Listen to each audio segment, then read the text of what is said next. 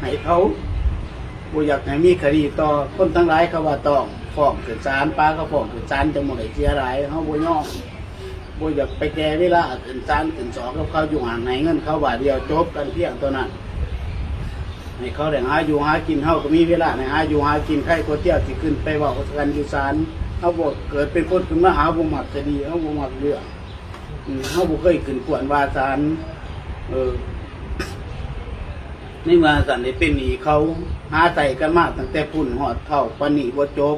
มาเจอกับโควิดเป็นบั่นสุดท้ายของชีวิตบริการบ่มีการเคลื่อนไหวไปรองไปร่ำมีบางเด็กน้อยออกตลาดก็ยังบ่กลุ่มจิตตาจิตใจคล้ายเยื่อนมาใส่หนีลบหนีย้อนว่าบ่อยากให้มีมลทิศในครอบครัวบ่อยากให้ลูกทุกข์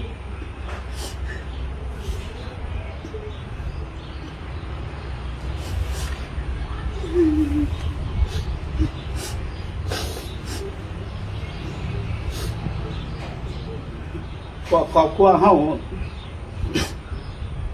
เสียหายในครั้งนี้บ่มีแนวเปรียบบ้านเสียมหาศาลบ่แม่นแต่เฮาหรอกเสียคนบนประเทศชาติบนโลกนี่เขาก็เสียคือกันเขาเสียดายคนที่เฮ็ดได้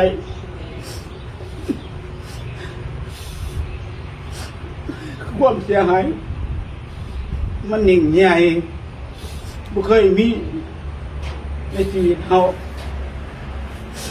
แต่เฮาก็ภูมิใจที่สังคมพี่น้องทั้งไกลและไกลผู้มีเจตนาหวังดีให้ความช่วยเหลือพวกเฮาในการดูแลศพของนางยิ่งแจงมีทั้งผู้น้อยผู้ใหญ่มีทั้งหาบริษัทเป็นบุคคลไกลมาจนหาบ่อนเพิ่งผ้าอาศัยบ่มีเต็มเบิดเดินบัดเดินว่าเงินข้ามทีพี่น้องช่วยมากพวกเฮาบ่มีหยังสิขอมุกขอบใจบ่มีหยังสิตอบแทน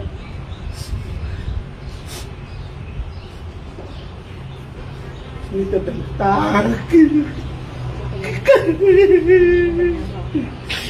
ก็คู่ขอมุกขอบใจนี่แล้วพี่น้องเอ้ย